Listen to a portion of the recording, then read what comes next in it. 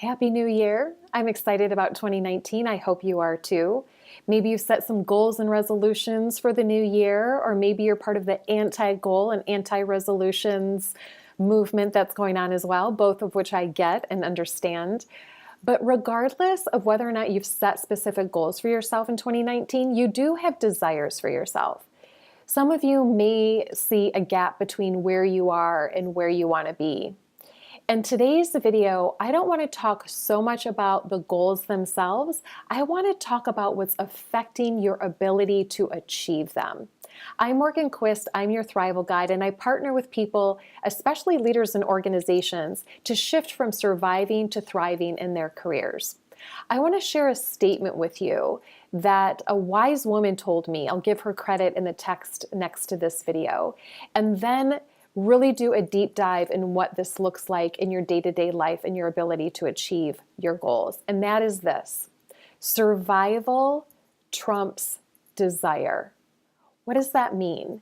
Your survival, when you feel threatened, when you feel like your emotional safety or your safety is at risk, that can supersede this goal that you have or this desire that you have.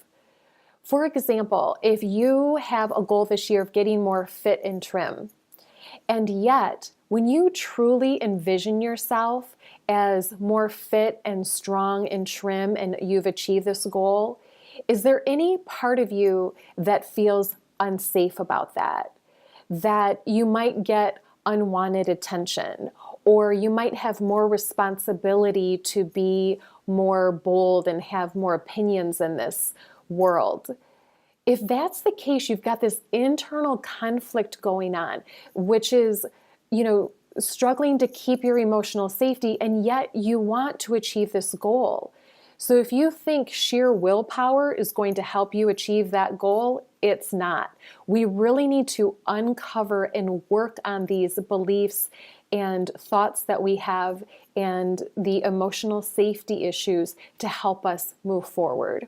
Another example too is if you want to write a book or start a blog or a YouTube channel, it takes courage because you're going to have to deal with the critics, and you may anticipate anger or have these projections of what it's going to be like once you achieve it. And if any of them threaten your emotional safety, that can again be a struggle to achieve that goal.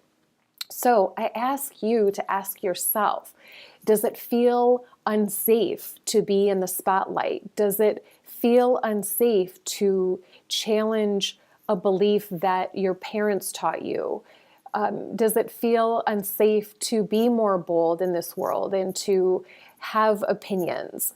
And it's really important to get to know yourself better. This could be your year. 2019, your mission could be to get to know yourself better, because that will be critical to achieving any goal that you want for yourself. So you might ask, how do I get to know myself better? And I did my first YouTube video was about increasing your self-awareness and how to do that. And I went into a deeper dive in that video. In this video today, I'll just share some really quick notes about how to do that. The first one is to get a coach or a therapist. I have a coach, and you may say, well, I can't afford that. Or you may say, really? Get a coach or a therapist? Yes. It's a great environment to feel safe and uncover beliefs and thoughts and our emotional safety zone that can limit us. And if you think, hey, I can do this on my own, I don't need partners around me, that in and of itself can be a limiting belief. Like you have to do it on your own, or asking for help is a weakness. That's exactly what I'm talking about. So that's number one, is to get partners like coaches and therapists. The second one is to become the greatest observer of yourself. For a couple of weeks, write down, when are you most energized and confident? When are you drained? When are you triggered? When did somebody really piss you off? And watch your language. I was at Starbucks over the holidays, and I walked up to the cashier, and she was writing dates on stickers that were going to go on the food and noted when they were expired. And she said literally over 10 times, I'm such an idiot. I'm such an idiot. I'm such an idiot. Because she had written the wrong date on the stickers. But how hard are we on ourselves sometimes? And how do we limit ourselves by taking on these labels? Somebody else just the other day said, yeah, I'm not a creative person. I mean, there's a blanket of limitation right there. So really watch your language and observe your language too. The third thing is to read some great books that prompt some introspection and a get to know you approach. And I read this book over the holidays, which I highly recommend, Brene Brown's latest book, Dare to Lead. She studies and has a lot of data about vulnerability and how this particular book is about how it shows up in the workplace and helping people managers really grow the potential and realize the potential of their team members. Such a great book, such a good read.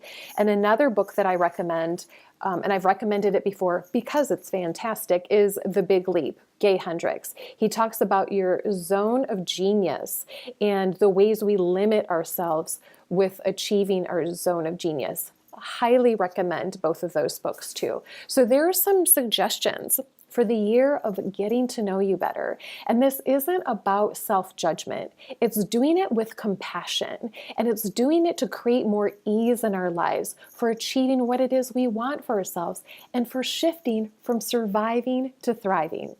I'm Morgan Quist. I look forward to partnering with you in the new year to shift from surviving to thriving in your career. Please write any questions, comments below this video. I will read them and respond to them, and I look forward to seeing you next time. Happy New Year.